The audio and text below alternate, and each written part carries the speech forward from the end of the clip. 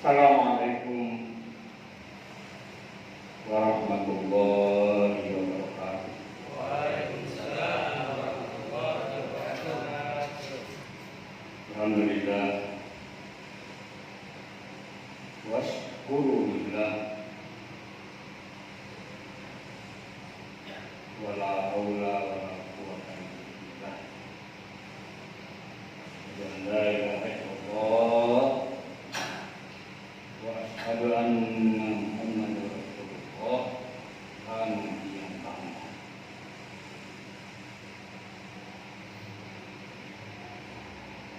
jamaah takbir yang dimuliakan Allah,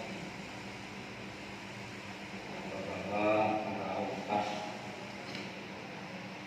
yang kami hormati, para hadirin yang kami hormati pula,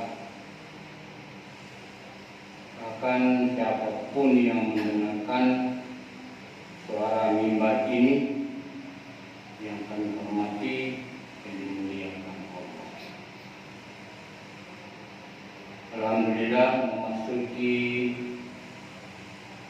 malam yang ke-14 ya.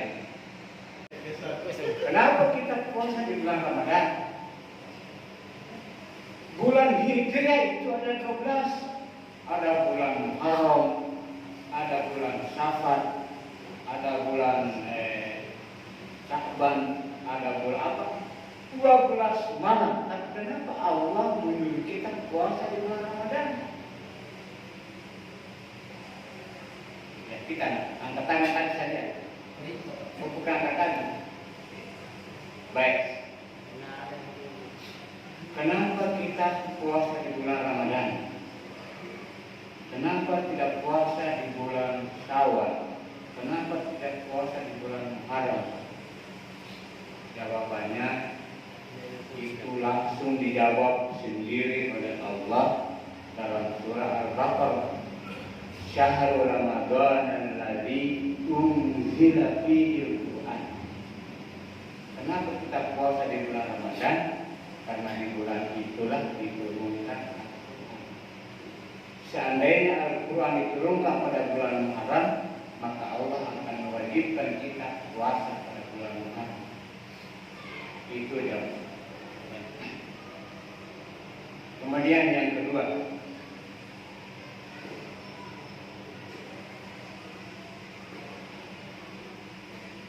sebelum datang wajibnya puasa, Al-Baqarah 183, orang Yahudi seakan-akan mengejek kita, merendahkan kita, meremehkan kita, sampai dia mengatakan, kau lihat umatnya Muhammad tidak puasa, sementara kita puasa di bulan Muharram, 1 Muharram.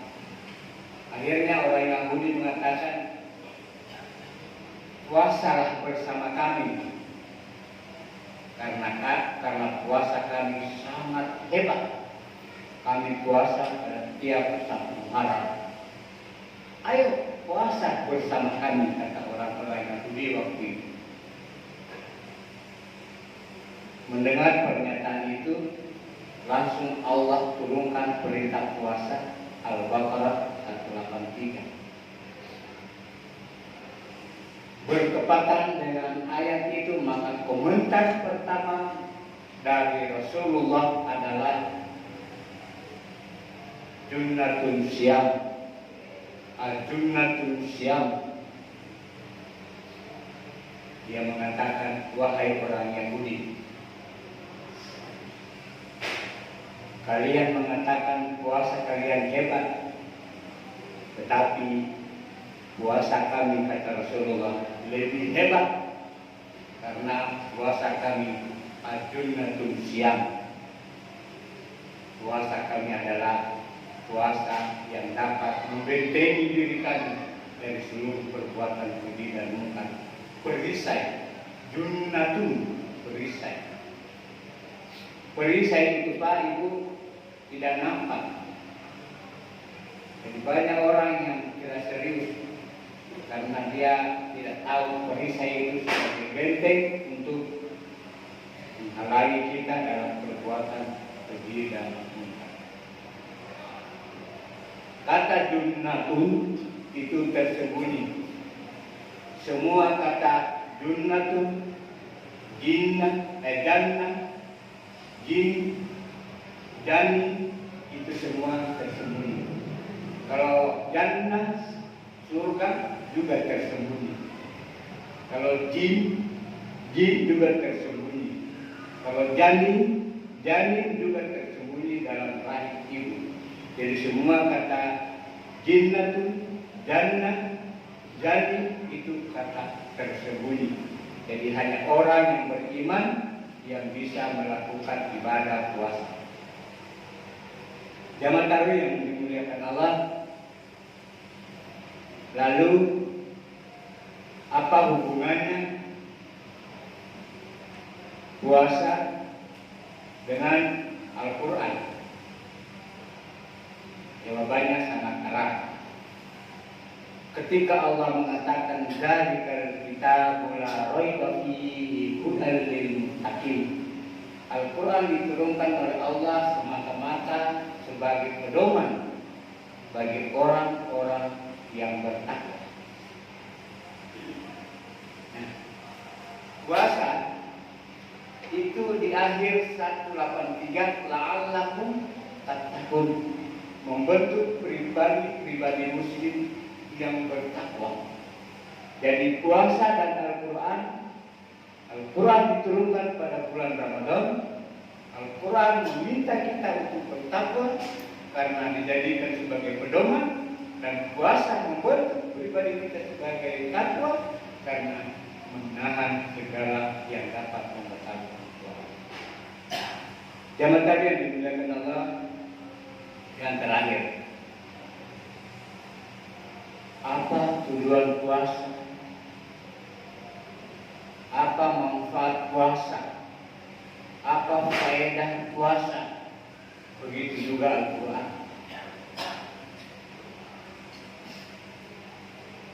Puasa itu diberi nama istilah as-syam. As-syam itu 9 kali disebut oleh Allah dalam Al-Quran. Sedangkan as-shaum itu hanya 1 kali disebut oleh Allah dalam Al-Quran. Jadi as-syam dengan as-shaum itu beda. Di mana letak bedanya? Kalau as-shaum itu artinya menahan dan berlaku untuk 1 orang. Ketika Ibunda Maryam melarikan diri di hutan dalam keadaan hamil besar, dan sambil bersandar di bawah pohon, ketika itu dia merasa lapar dan haus. Lalu ada suara bunyi, goyang-goyangkan badanmu di pohon itu supaya buahnya jatuh. Alhamdulillah Bunda Maryam dia goyangkan badannya di pohon itu dan jatuhlah buahnya. Lalu dia makan. Dia makan dan makan, lalu turun perintah as-shaum, berhenti makan dan tahan bicara. Kalau ada yang bertanya siapa yang hamili kamu, itu as-shaum. Jadi as-shaum itu disuruh dilarang bicara. Jadi kalau ada bapak-bapak, Pak Haji, Pak Ustaz Arfa, Pak Ustaz Faisal tidak bicara-bicara di rumah, kalau ditanya sama mamanya, Bapak Ana, kenapa tidak bisa bicara? Saya lagi shaum, artinya saya lagi menahan bicara. Itu namanya shaum. Kalau asyam itu berlaku secara umum umat Islam, maka diberi kata asyam. Kata asyam hampir sama dengan al-qiyam. Kalau al-qiyam itu mendirikan, kalau asyam melaksanakan. Di dalam hadis Rasulullah, saya lupa lagi hadis Tolong Pak Ustaz dibantu. Barang siapa yang mendirikan, kita mendirikan dulu. Barang siapa yang mendirikan pada malam ya mangkoma. Tapi diperbaiki ucapannya mangkoma, kita sambung mangkoma. Siapa yang mendirikan itu malamnya. Ada yang mau tarwih, siapa yang mau lakukan itu silakan. Mengaji silakan. Mau beramal yang lain silakan. Mangkoma, siapa yang mendirikan amalia Ramadan. Satu paket dengan mangsoma, siapa yang melaksanakan sholat puasa. Itu satu paket, mangkom dan mangkoma. Siapa yang mendirikan amaliannya dan siapa yang melaksanakan puasanya, maka yang puni dosanya oleh Allah tetap menyelamatkan. Kita pikir dicoba kalau dia ampuni di semua dosa, kira-kira ada isinya surga, neraka? Kayaknya tidak ada. Kalau tidak ada, Rabbana ma khalaqta hadza batilan. Kira-kira Allah ada sia-sia Allah menciptakan segalanya? Oleh karena itu jangan makin heran kalau di siang hari di bulan puasa jalan-jalan di sana kita lihat kakinya, kepalanya tersembunyi. Gitu ya. Itulah ya. Itu yang tidak apa-apa. Karena Allah menciptakan tidak sia-sia. Kalau dia ampuni semua dosanya manusia ini, kira-kira siapa yang mau mengisi neraka? Tidak ada tuh. Kalau tidak ada, Rabbana ma khalaqta hadza batila. Kalau begitu Allah sia-sia menciptakan neraka. Tak mungkin lah. Kalau begitu jahannam tidak ada. Kalau dilihat kakinya tidak dilihat kepalanya, ya juga lagi. Kenapa ada manusia tidak ada kepalanya? Ada kakinya. Nah itu artinya Rabbana ma khalaqta hadza batila. Allah tidak menciptakan segala sia-sia. Terakhir,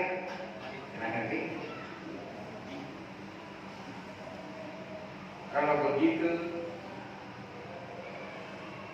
Al-Quran diturunkan pada bulan Ramadan sebagai pedoman kita. Kalau kita jadi dia sebagai pedoman, sebagai imam, maka dia akan menarik kita masuk ke dalam surga. Ketika dia berhadapan dengan Allah, ketika kita berhadapan dengan Allah di padang mahsyar, dia menjadi berbeda. Dia katakan, wahai Allah, gara-gara saya, dia tahan kantuknya, dia baca saya ketika sholat tahajud, dia baca saya ketika dia mengaji, gara-gara saya dia tahan kantuk. Oleh karena itu ya Allah, izinkan saya untuk membela dia, masukkan dia ke dalam surga. Puasa juga sebagai pembela, tidak mau tinggal diam. Dia juga takut sama Allah. Ya Allah, gara-gara saya, dia tahan nafsunya, nafsu amarahnya, nafsu lawamanya, nafsu mutmainnahnya. Dia tahan segala nafsunya, utamanya nafsu amarah. Gara-gara saya dia tidak bisa makan ini. Gara-gara saya dia tidak bisa campur dengan istri siang hari. Gara-gara saya dia tahan segala nafsunya. Izinkan saya masukkan dia ke dalam surga. Makanya kita puasa di bulan Ramadan karena akhir ayat 183 la'allakum tattaqun. Di awal surah Alif Lam, di akhirnya la'allakum tattaqun, pedoman sebagai orang yang bertakwa. Jadi kesimpulannya, mari insyaallah tidak lama lagi 17 Ramadan. Kalau tadi terakhir, sekarang penutup. Al-Quran ini Pak, ada yang tahfiz.